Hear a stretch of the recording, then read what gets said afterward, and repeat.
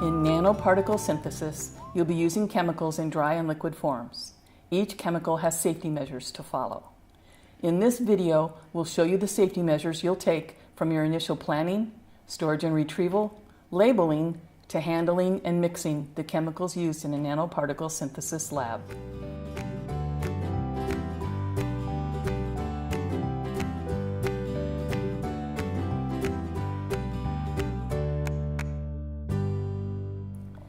Safety measures start with you, actually with your attire. Plan to wear closed-toed shoes and long pants while working in the nano lab. Your attire is the first layer of protection from injury or damage to your skin. The second level of protection is personal protective equipment, or PPE as it's called. Before you start handling, mixing, or pouring any kind of fluids or solids in the lab, PPE is required. Protect your eyes with safety goggles and your hands with gloves. Additionally, specific types of goggles and gloves may be called for. It just depends on the chemical you're working with. Next is planning. Plan first by listing out all of the lab materials and supplies and have your instructor check it.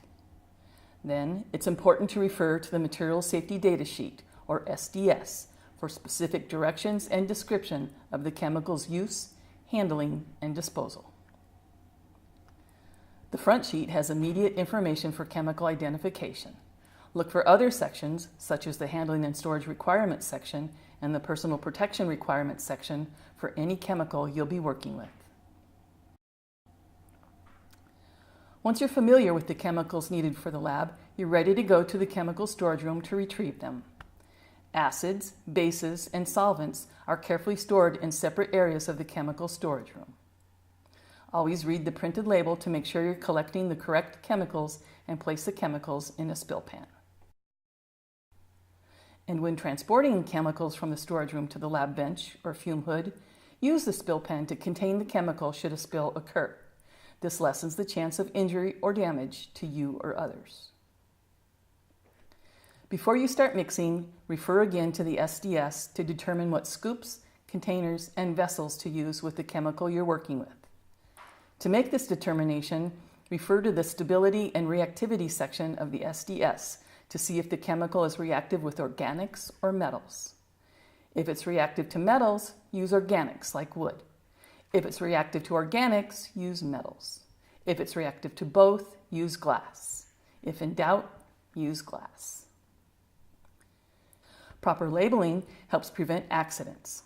All glassware must be labeled before chemicals are added with the concentration and the chemical name. Date created and initials of creator are also recommended. You can't really tell what's in an unlabeled beaker. It could be water or it could be sulfuric acid. Remember, you or someone can be seriously injured if you leave unlabeled chemicals or mixtures in the lab, and that's why labeling is one of the most important safety measures you can take.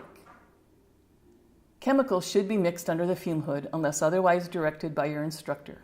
However, and this is very important, strong acids and bases should never be mixed or handled under the same fume hood at the same time. Inside the hood, you'll be using a weighboat as a container for weighing the chemical you're working with. These hexagonal-shaped weighboats are static-free and help prevent scattering of the dry material due to any electrical charge buildup in the container. Also inside the hood, we've placed a containment chamber and we've labeled the weighboat with the name of the chemical you're working with. In this case, we're measuring sodium borohydrate. When measuring any toxic powders or anything that might pose a risk of spilling or becoming airborne, use a containment chamber.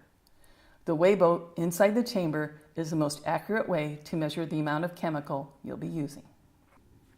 And do everything with your hands inside the chamber. Unscrew the container, scoop the material out, and gradually add material to the weighboat. Then close the chamber doors and let the scale meter the weight of the chemical. Should you end up with more chemical in the weighboat than you intended, you'll need to remove the excess. Never put excess back into the chemical's original bottle. Instead, remove the excess material carefully and put it in a separate weighboat appropriately labeled for disposal later. Once you have the correct amount, carefully scoop the chemical into the labeled, pre-measured beaker of DI water. This is one of the solutions you'll be using for nanoparticle synthesis.